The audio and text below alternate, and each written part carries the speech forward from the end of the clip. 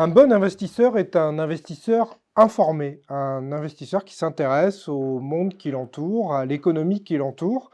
Et donc, comme chaque année, nous allons faire un point avec une personne qui observe de manière très précise les économies, les indices boursiers, l'état du monde, les tensions entre les différents pays. C'est Philippe Béchade. Philippe Béchade, bonjour. Bonjour. Alors, on s'est vu il y a un an, on a fait une vidéo il y a un an qui a battu des records. On est très fiers de ça puisqu'on a battu le million de vues, comme quoi votre parole est écoutée, compte, est attendue. Vous êtes président des Éconoclastes, vous êtes aussi rédacteur en chef de 2 lettres d'investissement au sein des publications Agora, les publications Agora qui nous accueillent pour aujourd'hui dans leur magnifique studio dont vous pouvez télécharger d'ailleurs le dernier rapport qui s'appelle La meilleure alternative à la monnaie classique en temps d'inflation. C'est à télécharger, vous trouvez le lien sous la vidéo ou dans les publications sur le site des publications d'Agora. Philippe Béchat, ce rapport, en fait, il parle de quoi? Il sert à quoi? Bah, on dirait que c'est une forme de kit de survie dans un contexte, reflation, probablement durable. On sort de 40 années de désinflation, de 30 années de mondialisation. Nous sommes depuis 2018 dans la démondialisation, dans la non-coopération économique, et notamment entre fournisseurs de matières premières et d'énergie et les pays les plus consommateurs. Donc oui, tous les ferments inflationnistes, tous les éléments sont en place pour un cycle durable. Et dans un cycle durable d'inflation, l'inflation en tant que telle, il faut bien la définir, c'est surtout d'abord et surtout la perte de pouvoir d'achat de la monnaie. Vous avez des pays avec des monnaies fortes qui n'ont pas d'inflation, et vous avez des pays type Turquie, Argentine, pour prendre des exemples extrêmes, où l'inflation est d'abord causée par la perte de valeur de la monnaie. Et donc, ce kit de survie présente justement cette forme de monnaie alternative accessible, très commode à détenir et utiliser. Et je pense que vous êtes très très bien placé évidemment pour savoir de quels moyens je vais parler justement pour affronter les prochaines années d'inflation ou d'hyperinflation, on ne sait pas encore. Donc le moyen, on va le révéler, hein. Je ne sais pas si, comme on disent les jeunes, c'est pas un spoiler, mais C'est quand même, voilà, c'est l'or. on va spoiler on C'est va l'or. divulgacher. Voilà. Voilà. Donc on vous conseille de télécharger ce rapport. Vous trouverez toutes les réponses évidemment dedans. On a commencé déjà à parler d'inflation. Il y a un an, on parlait d'inflation où je vous disais, je crois que les banques centrales ne sont pas encore au courant qu'il y ait de l'inflation. Vous étiez évidemment remonté sur le fait que si l'inflation était déjà là au moins depuis une année, on était en 2022. Donc là maintenant, elle est bien présente. Et puis on a eu les armes anti-inflation, l'augmentation des taux, et l'inflation est toujours présente. Alors ça marche plus, l'augmentation des taux. Ça n'a jamais fonctionné réellement contre la flambée des matières premières et des coûts énergétiques. Alors ça fonctionne quand l'économie est en surchauffe, où là effectivement on se retrouve temporairement face à un excès d'offres, face à des goulots d'étranglement divers. Le problème structurel de la hausse des coûts de l'énergie, l'arme monétaire ne sert à rien, on le sait. Donc si les banques centrales en usent et en abusent, c'est pour prouver qu'elles existent. Après avoir fait comme si l'inflation était transitoire, donc c'était encore le discours qu'elles nous tenaient lorsqu'on a fait notre précédent entretien. Je vous disais à quel point c'était une blague et que la créature leur avait échappé. Et puis d'un seul coup, au moment où elles ont commencé à comprendre qu'elles perdaient complètement leur crédibilité, parce que avoir dit à 2,5% d'inflation, ça sera transitoire, puis à 5, ça sera transitoire, et puis à 10, ça sera encore transitoire. Bon, il y a un moment où on perd sa crédibilité. Donc à un moment, pour exister, pour montrer que on est encore le deus ex machina du système économique. D'un seul coup, on s'agite, on tape fort, on fait du bruit, mais tout ça ne va entraîner éventuellement que de la récession, mais en aucun cas une baisse des matières premières et de l'énergie, si le contexte géopolitique s'enflamme et si on est confronté, par exemple, à des déficits chroniques de production de pétrole. Contrairement à ce que beaucoup imaginent, la transition vers le décarboné, tout ça, le zéro émission, et on se figure que d'ici 2030 ou 2035, on aura réduit, je ne sais pas combien, de 10, 15, 20% notre consommation de pétrole. La réalité est tout autre, et on le voit bien tous les ans, la consommation de pétrole continue d'augmenter, passe la barre des 100 millions de barils jour, et on va aller encore bien au-delà. Alors, pour corroborer vos propos, on a eu en octobre, à la mi-octobre, avant les décisions de la Fed de novembre, on a eu des déclarations des responsables de la Fed qui disaient dans la même phrase tout et son contraire. C'est-à-dire, il faudra augmenter les taux, mais on ne va pas le faire. Enfin, on avait effectivement l'impression qu'ils étaient perdus parce que leur arme ne fonctionnait plus. Alors,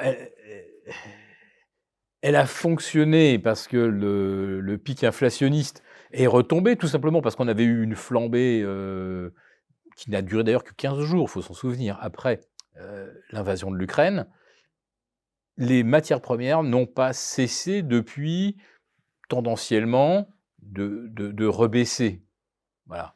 Le cuivre, à fin octobre, était retombé en fait à ses niveaux d'avant l'invasion de l'Ukraine, par exemple.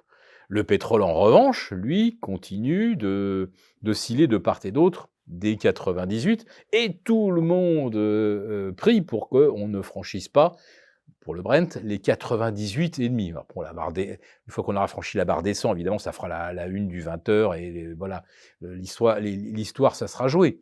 Mais pour l'instant, on en est à espérer que les prix du pétrole ne dérivent pas, parce que là, on constatera effectivement que les banques centrales ont complètement perdu la main, d'une part, et que d'autre part, la hausse des taux conduit à ce que le coût de la dette pour les États-Unis atteint aujourd'hui 1 000 milliards de dollars. C'est une barre mythique, jamais atteinte, évidemment. C'est le plus gros budget aujourd'hui pour les États-Unis, c'est payer leurs créanciers, les rémunérer pour, à mon avis, un risque important. Le dollar risque de perdre beaucoup plus que les 5% ou les 5,5% qu'il rapporte. Donc il y a beaucoup de gens aujourd'hui qui se disent, à moyen long terme, même rémunéré à 5 ou 5,5% du dollar, je ne veux pas forcément en détenir. D'où les achats d'or très importants qu'on a observés tout au long de l'année 2022 et 2023. Et on verra en plus que le dollar commence à avoir des concurrents qui semblent assez sérieux. C'est-à-dire que la dédollarisation est en marche pour un certain nombre de gros pays sur le reste de la planète. Mais pour en revenir à ces taux d'intérêt, effectivement, ça touche les dettes des États, mais ça touche aussi le privé. Ça touche aussi la dette privée, c'est-à-dire que le privé ne peut plus emprunter. Alors on se dit que passer d'un taux d'emprunt de 0,9 à 4%, c'est finalement assez peu. Mais en fait, on remarque quand même que les gens n'arrivent plus à acheter, quoi. En tout cas pour l'immobilier. Alors en France, quand l'immobilier va, tout va, mais l'inverse est aussi assez vrai. Alors, des taux d'emprunt, le fameux TAEG, tout frais inclus, on est plutôt aujourd'hui pas loin de 5%. Historiquement, 5%, c'est quelque chose qui est dans la norme, ça n'a rien d'excessif. Ce qui est excessif, c'est de passer de 0,9 à 5, c'est-à-dire en réalité, c'était 0,9 plus 40 points d'assurance, donc on était autour de 1,5 grosso modo. Bon, passer de 1,5 à 5, c'est une multiplication par plus de 3 en moins de 2 ans. Donc il y a un aspect, c'est la brutalité. Deuxièmement, c'est pas soutenable de payer des taux 4,5, 5 quand on a une croissance qui est de 1. Si vous avez une croissance de 5, vous pouvez y aller. On va dire que tout fonctionne, on va dire, de façon harmonieuse. Mais là, clairement, les emprunteurs sont aujourd'hui, contraints et très handicapés par le coût de l'électricité, par la hausse des impôts locaux, par la hausse des carburants, par la hausse du coût de la vie globale et par des banquiers qui sont frileux. Ils sont frileux, pourtant ils sont bien rémunérés à 4,5 %. C'est leur métier de base quand même, hein. Voilà, ils sont bien rémunérés, sauf que, ils sont confrontés à un problème, un peu technique. C'est qu'aujourd'hui, si on commence à avoir des taux de défaut, alors peu dans le secteur immobilier, mais beaucoup commencent à avoir des difficultés. Les emprunteurs commencent à avoir des difficultés sur les prêts personnels, les fameuses facilités de caisse des banques, qui sont facturées, je le rappelle, plus de 16% en France, 25% aux États-Unis. Le taux de défaut sur les prêts automobiles aux États-Unis bat des records historiques. On est au-delà des niveaux de l'automne 2008. Sur les prêts personnels, les taux de défaut sont au-delà des records de l'automne 2008. Il n'y a que l'immobilier qui s'en sort. Mais aujourd'hui, la difficulté, c'est plus les particuliers, ce sont les petites entreprises aux États-Unis. Alors, les petites entreprises, ça va de l'unipersonnel jusqu'à une vingtaine de salariés, si vous voulez. Et alors là, des taux passés de 1 à 5,5 aux États-Unis, c'est game over pour beaucoup, beaucoup de petites entreprises. Et pour des plus grosses entreprises de la Silicon Valley, les fameuses futures licornes, tout ça, ce sont des grosses consommatrices de cash. Beaucoup de projets ont été lancés en 2020-2021 avec des taux à 0. Aujourd'hui, il faut qu'ils continuent les levées de fonds pour continuer de développer le business. À 5,5 sans chiffre d'affaires et sans bénéfice, ils sont morts. Donc, les particuliers inquiètent les banquiers. Leur situation, ils la connaissent bien, ils voient très bien ceux qui ont des fins de mois qui commencent non plus le 15 mais le 12, comme disait le patron de Super U. Et aux États-Unis, le tissu des PME est aujourd'hui en crise, mais en vraie crise. Et puis bon, je ne parle pas du segment de l'immobilier d'entreprise, des tours dont le taux d'occupation ne dépasse pas les 20%, alors que pour rembourser les prêts, il faut que le taux d'occupation soit de 75%. Donc là, on a un game over sur énormément de promoteurs immobiliers américains. Les petites entreprises américaines sont en difficulté. En France, les petites et moyennes entreprises qui ont pris des PGE commencent également à remplir des dossiers de faillite au tribunal de commerce. Et je pense qu'on est déjà aujourd'hui à l'automne 2023 au-delà d'un taux de défaut de 4. Je ne sais pas jusqu'où ça va aller, mais c'est un signal fort. Et les banques, évidemment, sont devenues frileuses. Donc, elles prêtent difficilement et à des taux qui ne sont pas soutenables pour les emprunteurs. Ce qu'il y a d'intéressant dans ce que vous dites, c'est qu'on a l'impression que les placements, je vais dire d'avant, c'est-à-dire d'avant il y a 2 ans, comme les SCPI, donc les sociétés de placement immobilière, donc la pierre papier. On commence à avoir quelques annonces qui nous disent qu'ils vont baisser le prix des parts parce que, en fait, comme leur actif a baissé de prix aussi, il faut qu'ils mettent tout ça en relation. On a l'impression que ces placements dits sûrs, en fait, sont plus du tout sûrs. Et c'est la même chose pour les obligations, alors qu'on avait souscrit avant des emprunts d'État. Oui, bon, alors je ne ferai pas de généralité parce que bon, dans les SCPI, il y a des dossiers de qualités diverses. Il y a des bons gérants et des mauvais gérants, on va dire. Mais il y a surtout des patrimoines matures sur lesquels on va dire que tout l'endettement est déjà soldé. Donc aujourd'hui, c'est que du cash qui tombe. Alors évidemment, on peut réviser un petit peu à la baisse la valeur patrimoniale, mais grosso modo, c'est une machine à cash et ça le reste. Là où les promoteurs de ces instruments connaissent des difficultés, c'est lorsque les programmes sont assez récents. Les coûts de la construction ont très fortement progressé de 2020 à 2023. Donc, on est sur des projets qui sont peu rentables parce qu'une bonne partie de la rentabilité, elle a été mangée par cette hausse qui était imprévue des coûts de la construction et des matériaux. Les coûts de l'endettement, parce que comme il a fallu en remettre un peu au bout, vu qu'on n'arrivait pas à boucler le projet, mettons un projet de 100 millions, bah, on voit qu'à la fin, il manquait 15 millions, il fallait bien aller chercher, avec des taux à 4,5 et autres.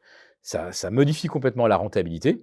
Et puis surtout, il y a une forme de désaffection quand même du public, ce qui fait que d'un seul coup, il y avait beaucoup d'acheteurs, donc c'était très facile pour des vendeurs de sortir.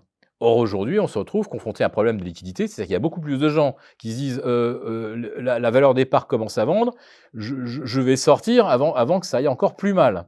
Et donc, quand vous avez plus de vendeurs potentiels que d'acheteurs, ça pose des problèmes, notamment aux SCPI relativement jeunes, qui n'ont pas un matelas de liquidité et qui n'ont pas une surface et la possibilité d'amortir les sorties dans le temps. Donc ça se solde par quoi? Par pas mal d'intermédiaires qui commencent à dire non, vous sortirez chaque mois 20% de votre encours. Je ne peux pas vous rendre vos 100% tout de suite. Il faut attendre que d'autres souscripteurs se présentent ou qu'on réalise, qu'on revende une partie de notre patrimoine. Qu'on vende un peu dans l'urgence, Voilà, donc mal. pour se faire du cash, et forcément on va effectivement mal vendre.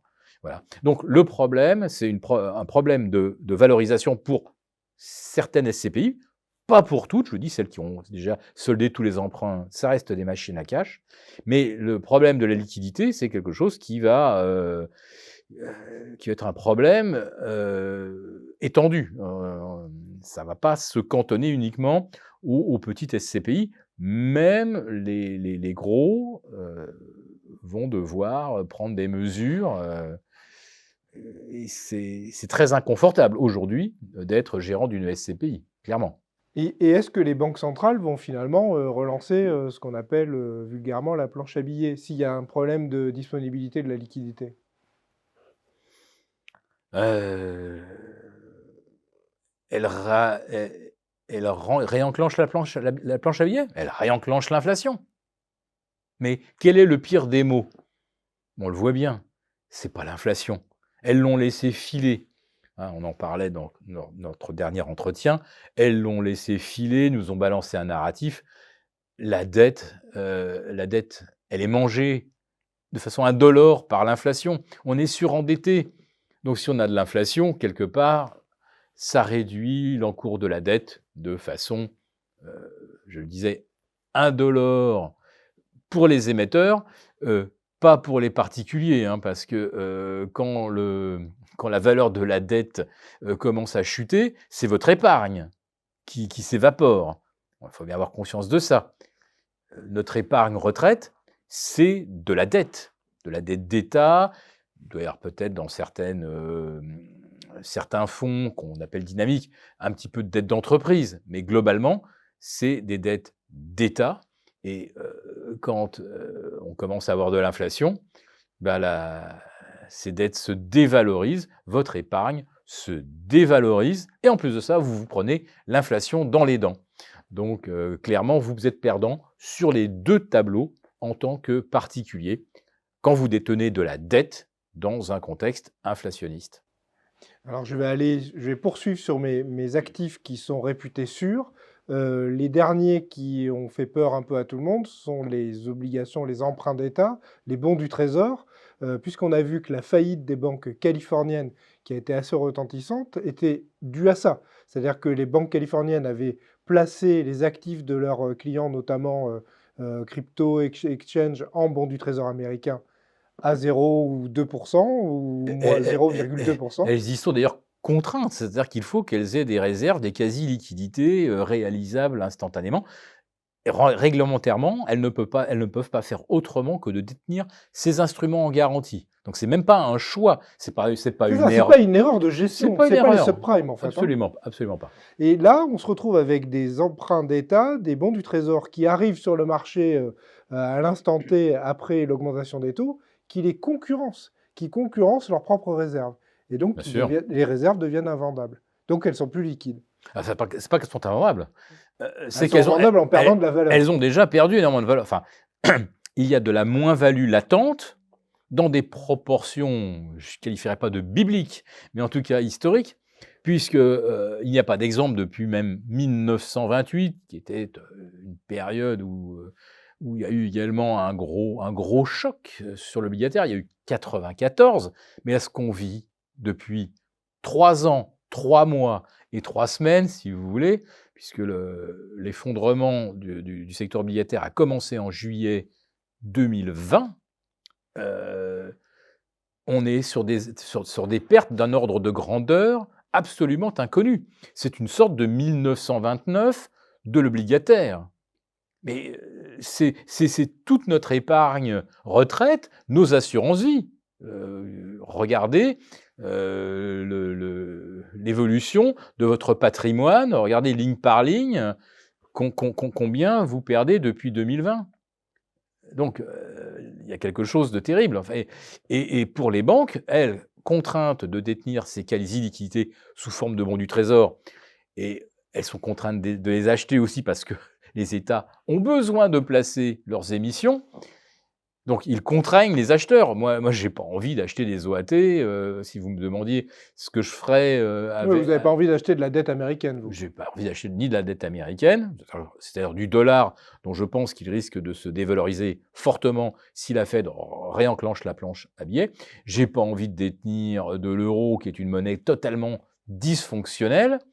Mais voilà, moi banquier, pour l'épargne de mes déposants, je n'ai pas le choix d'acheter autre chose que des bons du trésor.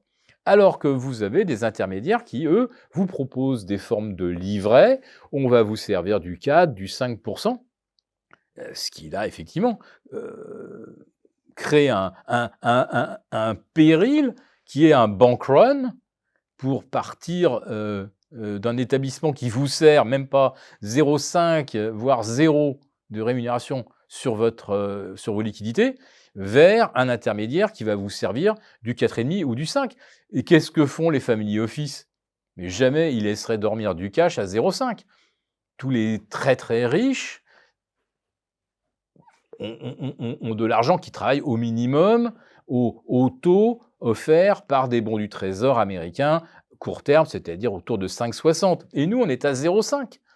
Mais il est évident que le risque d'appel d'air et de bank run est un péril mortel pour les banques et les compagnies d'assurance. Et comment on a empêché le bank run en France? Bah, rappelez-vous, c'est quand on a rediscuté des mécanismes, de fixation de la rémunération du livret A.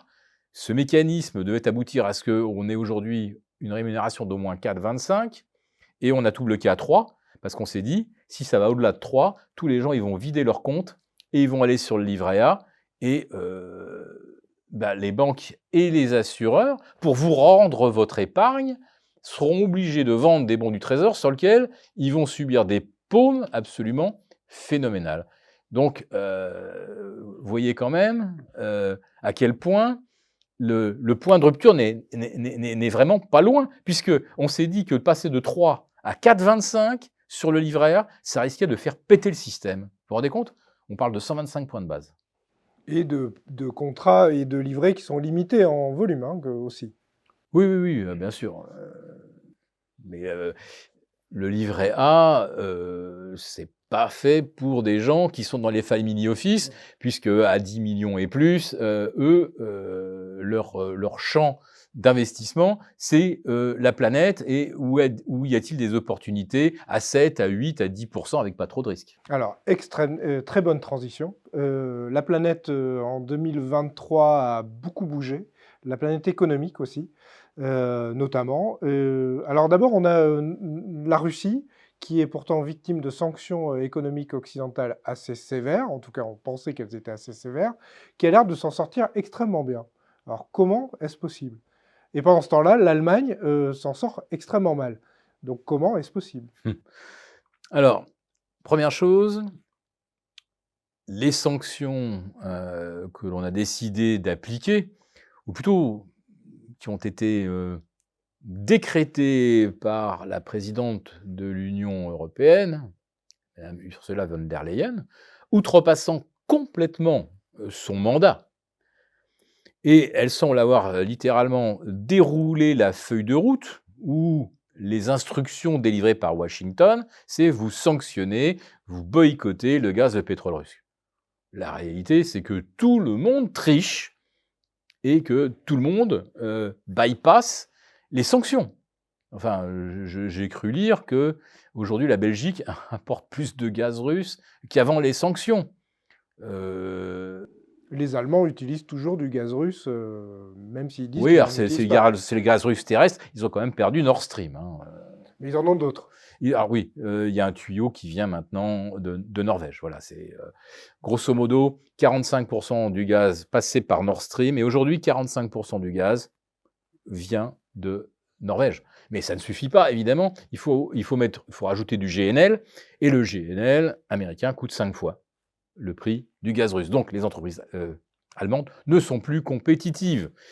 Donc celles qui veulent essayer de survivre malgré tout, bon, eh ben, elles contournent les sanctions. La Russie donc était censée ne plus livrer de gaz de pétrole à l'Europe. Résultat des courses, elle le descend par tanker vers l'Inde, où le pétrole est raffiné, transformé en diesel, et il nous est revendu avec le label Made in India. Enfin, c'est extraordinaire. Les importations de pétrole russe par l'Inde ont été multipliées par 22 entre mars 2020 et l'automne 2023. Bah, vous voyez le truc. L'Arabie saoudite elle-même accepte de raffiner du pétrole russe. L'Arabie saoudite, on parle bien de l'allié des Américains, là, que je sache.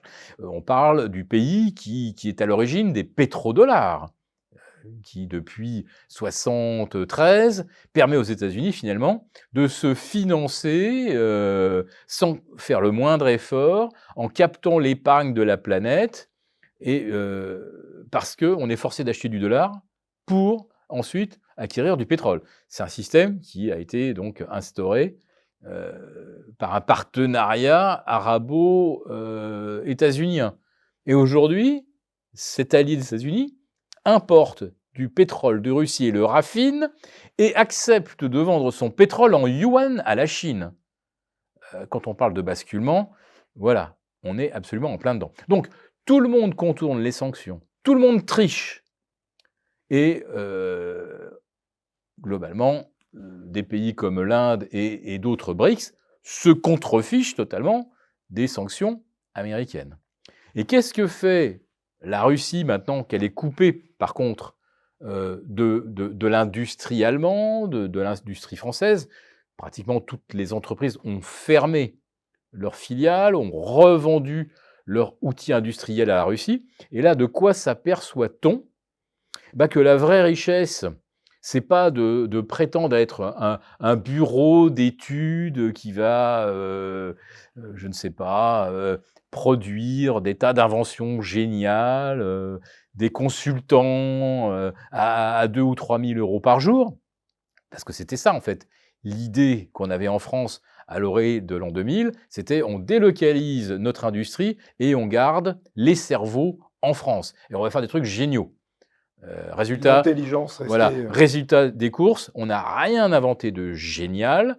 On a perdu les cartes à puce lorsque GM+ a été racheté par des Américains. Et depuis, la France n'a ni inventé Facebook, ni Amazon, ni Google, ni ChatGPT, ni Tesla. On a totalement perdu notre autonomie spatiale. Alors, extraordinaire. Ariane 6 arrive. Elle arrive, mais espérons qu'elle ne pète pas. C'est le jeu du spatial que de temps en temps, c'est les essais en temps réel. Les États-Unis, ils ont 3 lanceurs. Et les Indiens aussi. Et les Indiens en ont. Les Chinois, non, ils envoient des rovers sur la Lune, ils en ont envoyé sur Mars. Donc l'Europe est aujourd'hui maintenant la seule zone économique majeure à ne pas avoir d'autonomie de lanceurs. Donc en 2000, la France n'est pas la seule à avoir délocalisé ses usines vers l'Inde, vers la Turquie, le Maroc, bref. Mais qu'est-ce que l'Europe a mis sur pied pour compenser la perte de valeur industrielle. Ben, et rien, je vous dis, on n'a pas inventé ni Facebook, ni ChatGPT. Donc, résultat des courses, on s'est désindustrialisé, on s'est appauvri. Et là, on découvre avec la Russie depuis 18 mois que la réindustrialisation enrichit. Alors que les usines, c'est Burke. Hein. Bah non, ça fait du carbone, c'est pas bien les usines. Hein. Ben, les pays aujourd'hui qui s'enrichissent sont des pays qui, malgré tout, ont de l'industrie. Nous n'en avons plus, c'est même pas 9% aujourd'hui du PIB de la France. Alors ben voilà, on est en train de se transformer en un pays musée. On a la chance d'avoir les Jeux Olympiques en 2024, alors peut-être qu'on va réussir effectivement à entretenir un petit peu un moteur économique via le tourisme, etc. Mais bon, si les transports en commun continuent de fonctionner de façon aussi pourrie qu'en ce moment sur Paris, je pense que les Jeux Olympiques, ça va être un franc succès. Alors du côté russe, on se demande si c'était prévu, planifié, sans doute, hein. On reste, un pays qui vient de l'Union soviétique, donc il doit y avoir quelques réflexes, d'organisation, on va dire. Ils ont la frontière, ouest est fermée, donc ils se tournent, vers l'est et là, ils tombent sur la Chine qu'ils connaissent bien quand même. C'est pas un inconnu, il y a un fleuve pour faire une frontière et il se trouve que, ça travaille bien ensemble, quand Renault disparaît, de Russie, en fait, les voitures, chinoises arrivent, Oui, donc en fait, il y avait plein de il solutions, manque un quoi. peu de pièces détachées pendant quelques mois. Et puis, les bureaux d'études chinois, ils ont tôt fait de remplacer les pièces manquantes. Donc, il y avait rien de très sophistiqué dans une Renault, dans une Dacia ou ce qu'on veut. Et aucun problème pour fournir des blocs de phare, des pare-chocs ou un carburateur si jamais d'un seul coup ça ne vient plus de Tchéquie ou de Roumanie. Il n'y a aucun souci. Ça a juste pris un petit peu de temps. Alors c'est vrai que pendant 2-3 mois, on a dit regardez, la production russe s'est complètement effondrée. Vous aviez tous les habituels télégraphistes, des ministères pour dire regardez, ça y est, les sanctions fonctionnent, la Russie s'effondre. Mais non, c'était juste le temps qu'on se réorganise là-bas et qu'on fasse venir des pièces de Chine, du Vietnam, etc. Donc maintenant, ça y est, l'outil industriel russe est reparti, il est opérationnel, et là, on découvre d'un seul coup que c'est un des pays qui va avoir la plus forte croissance, tout en continuant de vendre plus de gaz et de pétrole qu'avant les sanctions. Non, on a été des champions du monde là sur ce coup-là. Alors, dernier sujet qui vous intéresse beaucoup, c'est la dédollarisation ou peut-être un nouvel équilibre économique planétaire qui est en train de se monter, avec notamment les BRICS qui sont extrêmement dynamiques. Et en août dernier, s'est tenue une conférence avec l'ensemble des premiers BRICS, À on va dire, Johannesburg, à Johannesburg, et avec l'arrivée de nouveaux adhérents, et pas des moindres, et avec un certain nombre qui sont assez présents dans le pétrole et donc dans l'énergie. Est-ce que ça, c'est un signal plus que fort pour les autres économies et les autres alliances? voilà, il va falloir que je fragmente ma réponse parce que là, on vient d'évoquer finalement rien moins que le basculement moyen, long terme de la façon dont notre planète fonctionne sur le plan économique, hein, bien sûr. Alors, première chose, la dédollarisation, oui. Là, c'est un phénomène qui est irréversible. Et les détenteurs de dollars ont bien compris le message. C'était autour du 28 février 2022. D'un seul coup, on peut confisquer les avoirs de la Banque centrale russe. On peut confisquer les avoirs d'oligarques, même si on pense du mal et qu'on est absolument dégoûté du mode de vie extravagant de ces gens-là. Ces gens-là, en l'occurrence, dont on a saisi les yachts, les propriétés, les avoirs, ne font l'objet d'aucune sanction, d'aucune juridiction, ni européenne, ni internationale. Ces gens-là, on ne les aime pas. Ursula von der Leyen vient déclarer on va sanctionner les oligarques comme si c'était d'un seul coup l'incarnation du mal. On les sanctionne, mais il n'y a pas de procès, pas de jugement. Il y a simplement confiscation. Je dis c'est un véritable acte de piraterie. Vous allez arraisonner un bateau au large, vous le pillez, mais ça répond à quel point de droit international? Donc, pour les détenteurs de dollars, ils se disent « mais on est dans le règne de l'arbitraire pur ». Et il suffit que le DOJ, Department of Justice américain, dise bah, un tel a fait un mésusage du dollar ou un tel a perdu le droit moral de détenir du dollar parce que c'est un oligarque. Ah, Burke. Ce qui était déjà arrivé avec la BNP, hein, il y avait quand même eu une grosse menace. Ah ben là, c'était une confiscation des bénéfices de la BNP, c'était il y a 10 ans. Mais voilà, parce qu'il y avait eu mésusage du dollar dans des transactions avec l'Iran, le Soudan, etc. Bon, l'axe du mal. Voilà. Donc en tout cas, au nom de la morale ou au nom de je ne sais pas quoi, aux États-Unis, on peut décider qu'un tel n'a plus le droit de détenir du dollar et qu'on peut lui confisquer. Voilà, puni. Bon, je dis, ça s'appelle de la piraterie. Ben, que voulez-vous, tous ceux qui détiennent du dollar disent « et demain ?» Bon, on va m'accuser peut-être de commercer ou d'être complice D'un nouvel ennemi des États-Unis qu'on ne connaît pas encore. Voilà, en tout cas, pour ceux qu'on connaît déjà, la Russie. Donc on va m'accuser, par exemple, de fournir des pièces qui permettent aux Russes de continuer de fabriquer des missiles, des chars, etc. Donc demain, je pourrais être sanctionné. Ou demain, on va me dire, mais vous continuez d'importer du pétrole et du gaz russe alors que ce pays est sous sanction. Donc vous allez écoper des mêmes sanctions. On vous confisque, vous faites affaire avec les Russes, allez, paf, on vous confisque vos avoirs en dollars. Donc, après la BNP et après tant d'autres, vous avez plein de pays qui se disent non.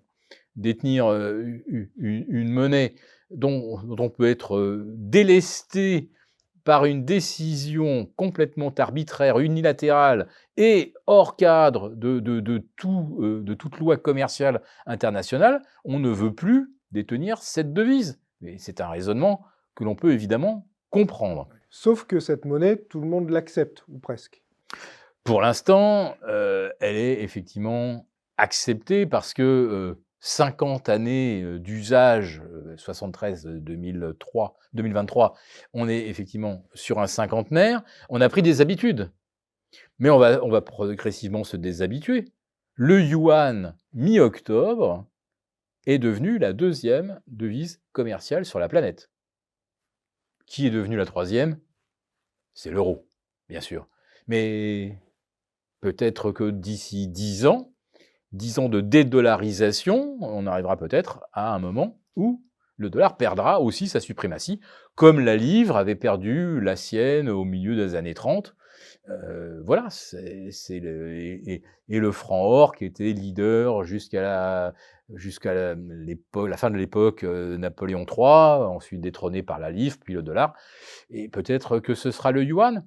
Et ça va peut-être se faire, on va dire, en douceur, ça c'est le scénario optimiste, ou pas en douceur, parce que les Américains refuseront cette perte de statut du dollar, de monnaie de réserve incontournable. Et là, ce statut de monnaie de réserve, c'est ce qui garantit le financement de leur déficit sans qu'ils fassent le moindre effort. C'est nous qui leur donnons de l'argent. Ben, imaginons que demain, les gens refusent de leur donner de l'argent. Les Américains, je pense, ils vont très mal le prendre. Donc il n'est pas exclu que ça ne se passe pas bien non plus si les gens ne veulent pas du dollar. Mais qui va vouloir du dollar si demain, c'est dans 6 mois, la Fed remet en route la planche à billets? Qui va en vouloir? Même rémunéré à 5,5%, si je perds 10-15% sur le dollar, je ne vais pas le prendre. Alors le yuan n'est pas une monnaie de réserve, hein, on est bien d'accord. C'est une monnaie d'échange. C'est une monnaie d'échange, c'est un support qui permet des transactions commerciales, mais qui n'est pas encore à stocker. Et évidemment, la question a été évoquée, ou en tout cas on avait de grosses attentes en amont du sommet de Johannesburg, où les BRICS se réunissaient, où on savait que 6 nouveaux pays allaient être accueillis, en plus des 5, et on s'est dit, est-ce que ces gens-là ne vont pas mettre sur pied une nouvelle unité de compte, de réserve, etc. On attendait beaucoup de la Chine, et d'ailleurs, Xi Jinping, qui était à Johannesburg, n'a pas pris la parole. Il a laissé un de ses ministres du commerce faire la synthèse. Tout simplement pourquoi? Parce qu'au départ, les Russes avaient évoqué une monnaie d'inspiration, enfin, adossée à l'or, voire un panier de matières premières.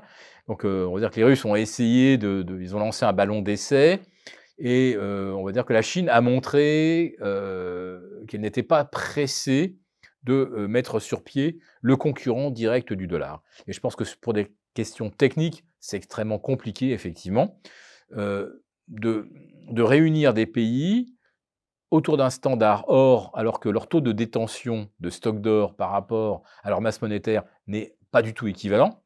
Moi, je pense qu'aujourd'hui, le pays qui a le plus de réserves d'or par rapport à son PIB ou la masse en circulation, c'est la Russie. Et en plus de ça, la Russie n'a pas de dette, ou quasiment pas. Et la Russie a des mines, Elle a des mines, comme la Chine, voilà. mais pas comme l'Inde. La Chine, en termes de masse de réserves d'or, est certainement numéro 2 derrière les États-Unis, avec des stocks d'or officiels qui, à mon avis, sont à peu près le tiers de ce qui doit être la réalité. Par contre, l'endettement de la Chine est colossal. Entre les entités privées, les promoteurs immobiliers, les régions, l'État, on doit être à 250%.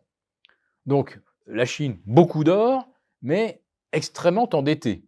Avec le voisin russe, beaucoup d'or, pas endetté. L'Afrique du Sud avait beaucoup d'or, elle n'en extrait plus. Est-ce que l'Argentine a de l'or? Pas sûr. L'Arabie Saoudite, l'Iran, qui rentrent dans les BRICS, incroyable, les deux frères ennemis, les chiites et les sunnites réunis sous la bannière de la diplomatie chinoise, c'est quand même un basculement historique incroyable. Mais qu'est-ce que l'Arabie Saoudite et l'Iran ont en commun sur le plan économique? La seule chose qu'ils ont en commun, c'est du pétrole. Et l'intérêt à ce qu'il vaille le plus cher, le plus longtemps possible.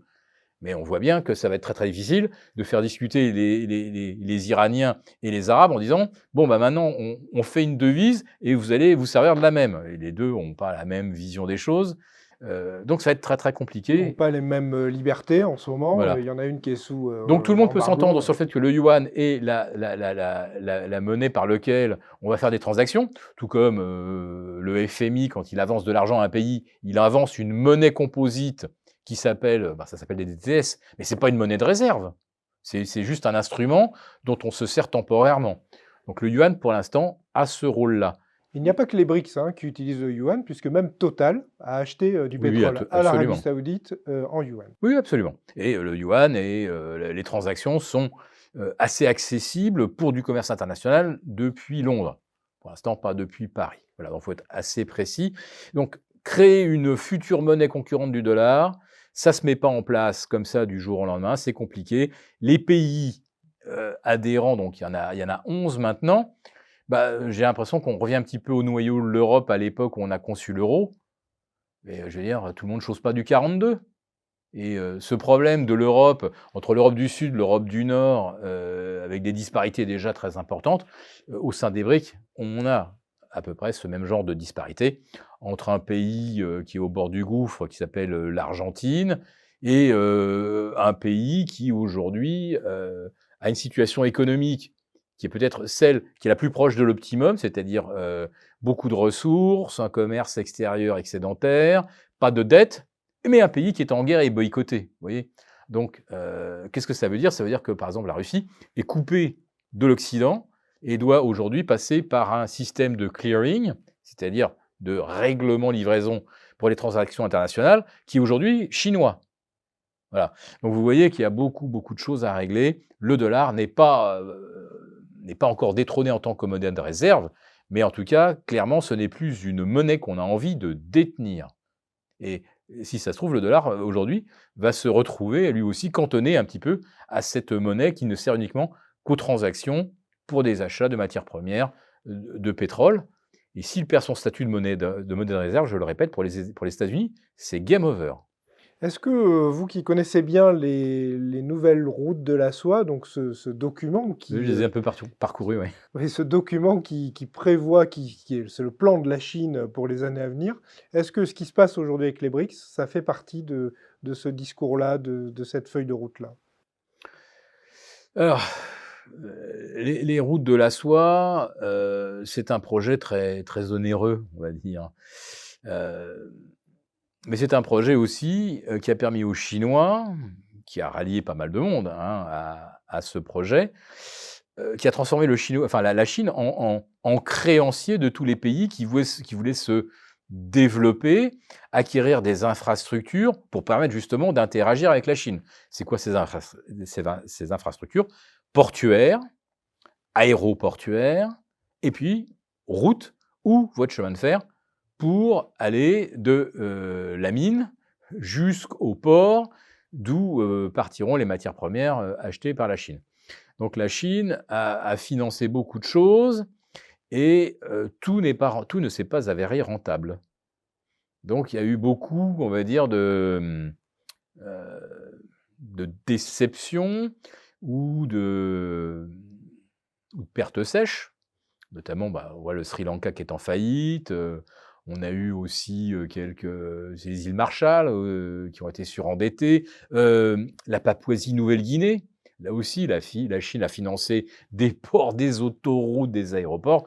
Résultat des courses, les ressources, de la Papouasie n'ont pas suffi à financer et à régler à la Chine, les créances. Donc on voit que les routes de la soie, quelque part, c'est pas la panacée. Néanmoins, elles existent et elles sont opérationnelles et elles redeviendraient très rentables le jour où les matières premières, reprendraient de la hauteur. Aujourd'hui, les difficultés qu'ont les pays emprunteurs à rembourser, ça provient du fait que les, matières premières sont relativement basses en ce moment, parce que le contexte de démondialisation et la guerre par proxy entre, les États-Unis et la Russie, aboutissent quand même à un coup de frein. Évidemment, on le perçoit tous en Europe. On le voit au travers des difficultés des petites entreprises américaines. Donc il y a également, un refroidissement conjoncturel.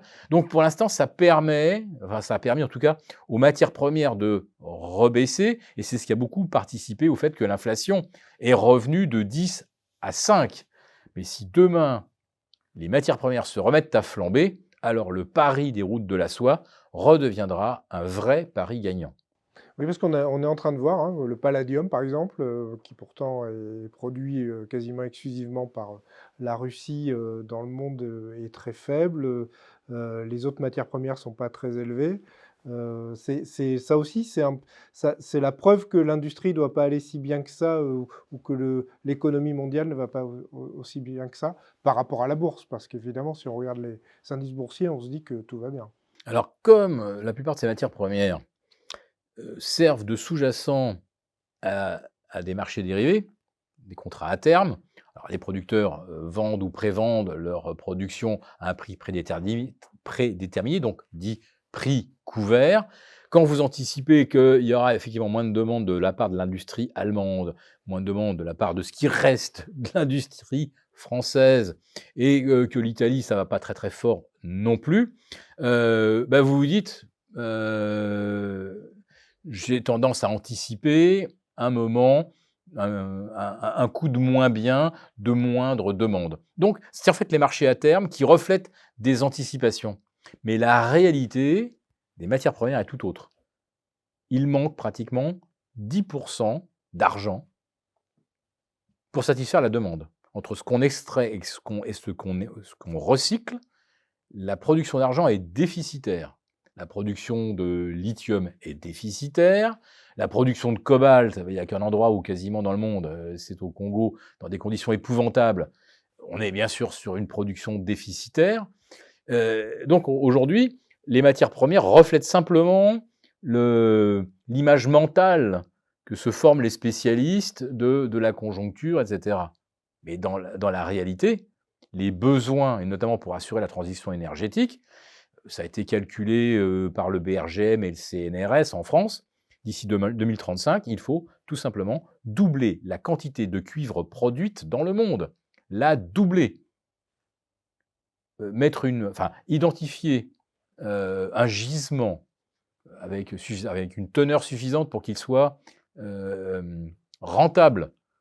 Il faut au moins 10 ans. Ah oui, oui, il faut planifier. Donc Oui, on oui, est en ça, c'est clair. 2023. 2035, on doit avoir triplé le nombre de véhicules électriques. Il faut doubler la production de cuivre et on n'aura aucune nouvelle mine avant 2033-2035. Voilà, il y a un moment où la réalité va reprendre le dessus sur les marchés dérivés, qui sont, je le rappelle, c'est mon image, les marchés dérivés sont simplement la queue qui remue le chien. Ouais. Mais là, aujourd'hui, on est déjà sur des situations de déficit chronique, argent, cuivre, nickel, lithium, et je pense que pour le graphite et le manganèse, on doit être aussi pas loin d'être en déficit. Et puis c'est toujours pareil, quand un producteur ou un extracteur a des prix très faibles, en fait, il n'y va pas non plus. C'est-à-dire que parfois, ça vaut le coup de ne pas faire fonctionner la mine, parce que de toute façon, la matière première qui en sort est mal achetée. Absolument. Alors c'est le problème aujourd'hui que rencontre par exemple Eramet. Alors tout le monde se dit: «Ah oui, oui, je vois la Nouvelle-Calédonie, etc.» Non, l'essentiel des activités d'Eramet sont en Indonésie. C'est là où ils exploitent des usines de raffinage et leur activité également, c'est le manganèse au Gabon. Voilà. Donc c'est vrai qu'aujourd'hui, un producteur comme Eramet aurait intérêt effectivement à levier le pied, donc à créer de la rareté pour soutenir les prix. Mais je vous tiens exactement le même raisonnement pour le pétrole. À force de dire que d'ici 2035, il faudra avoir converti la moitié du parc automobile en véhicules électriques, qu'on devra plus se chauffer qu'à l'électrique, plus de chaudière au gaz, plus de tout ça, bah, le producteur de pétrole, il se dit: «Bah, moi, pareil, hein, poser des plateformes offshore, c'est 10 ans de préparation». Hein, entre identifier la zone où je vais avoir le meilleur rendement et construire ma plateforme qui vaut des milliards. Si en 2035, il n'y a personne pour m'acheter mon pétrole, pourquoi je vais aller prospecter et pourquoi je vais aller lancer un projet d'exploitation gazière ou pétrolier?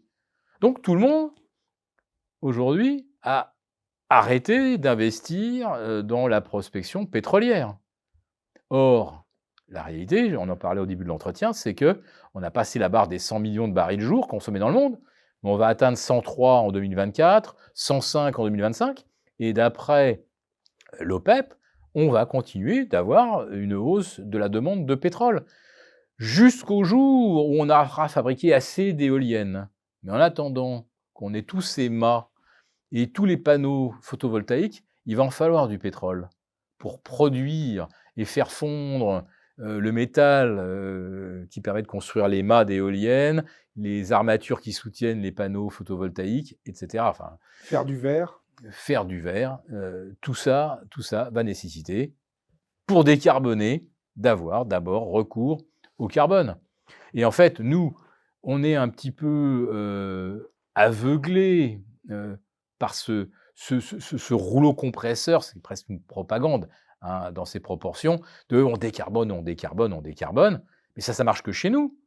Vous croyez que les Indiens, les Indonésiens et les Chinois, ils s'en fichent de leur trace carbone? Mais les Chinois ont annoncé qu'ils abandonnaient les fameux objectifs là, de réduction. Donc on est tout seul à se faire du mal, à se dire on réduit le chauffage de 1 ou 2 degrés l'hiver, on met la clim 2 heures par jour l'été. Mais pendant que nous, on est en train d'essayer de minimiser notre trace carbone pour zéro effet réel, chaque année, vous avez l'équivalent de la population française qui installe des clims. Rappelons que la moitié de la population mondiale vit dans des zones chaudes, où il n'y a jamais d'hiver, où on ne chauffe pas l'hiver, mais où on climatise toute l'année. Donc pendant que nous, on baisse la température ou qu'on raccourcit nos douches à 3 minutes, vous avez l'équivalent de la population française chaque année qui va allumer une clim qui va tourner 365 jours par an. Bon, ben voilà, quand on a goûté au confort de la clim, on ne revient pas dessus. Donc les Chinois, les Indiens, tous les pays en voie de développement vont avoir besoin d'énergie pour faire tourner leur clim. Et nous, on va continuer d'être abreuvés, matraqués par cette propagande avec notre carbone, on est en train d'asphyxier la planète, alors qu'il y en a d'autres qui s'en fichent, on va dire, royalement. Alors ça, ce n'est pas une excuse, nous, pour ne pas faire un effort, mais il y a un moment, il faut arrêter d'être complètement idiot, parce que les autres qui se servent du pétrole et du gaz, ils s'en servent aussi pour leur industrie, et ils sont beaucoup plus rentables que nous, avec notre énergie produite avec de l'éolien et du photovoltaïque. Philippe Béchade, merci beaucoup. Toujours aussi dynamique et avec un point de vue qui est votre point de vue, mais qui est intéressant, qu'on n'entend pas souvent ou qu'on entend peu, qui a au moins le mérite d'être clair. Je vous rappelle le rapport des éditions Agora à télécharger, la meilleure alternative à la monnaie classique en temps d'inflation. Philippe Béchade nous a expliqué que c'était un peu un kit de survie patrimonial face au cycle inflationniste. Merci beaucoup. On espère que cette vidéo va faire le même score que celui de l'année dernière, voire mieux, parce que nous aussi, on a le droit d'avoir de la croissance. Merci. Merci à tous d'avoir suivi cette vidéo jusqu'au bout. J'en profite pour remercier la chronique Agora, partenaire de cet événement, qui nous a hébergés dans ses studios. Nous vous invitons à télécharger gratuitement leur dernier rapport, la meilleure alternative à la monnaie classique en temps d'inflation. Le lien est juste en dessous dans la description de cette vidéo. Enfin, si vous souhaitez investir dans les métaux précieux, je vous invite aussi à découvrir la solution docoffre.com. À très vite.